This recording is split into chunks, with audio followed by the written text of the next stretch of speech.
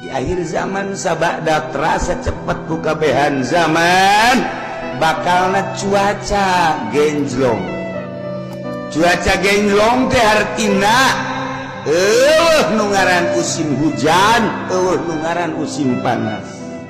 Musim hujan diisi ku panas, musim panas diisi ku musim hujan, sehingga sulit bagi petani untuk menerka musim hujan iraha. Sebab terjelas hujan, jadi perkirakan bulan eta hujan, hujan baik. Jadi perkirakan bulan eta bakal terhujan, hujan. Jadi diperkirakan bakal hujan, henteu jadi genjlog waktu. Eta geus tareh deukeut Imam Mahdi datang. Nu paling deukeut engke setahun hujan teu eureun-eureun.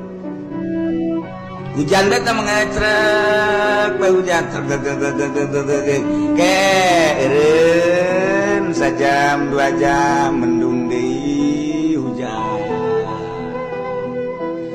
Keureun sajam 2 jam 5 jam aya genep jam eureun teu hujan ke hujan deui ngacrek bae hujan. Ke aya 12 jam teu hujan berarti sapoe tapi mendung ke beutingna hujan atau peuting teu beurang hujan setahun gitu bae. Cuman eta hujan teh lain bitun nabat teu ngajadikeun tatangkalan ongko hujan tapi garang teu jaradi pepelakan nu melak naon bae ge biasana mun kahujanan nyembrung ieu mah malak garing teu jaradi. Nah lamun geus eta terjadi eta mah geus detik-detik terakhir bakal datang Imam Mahdi.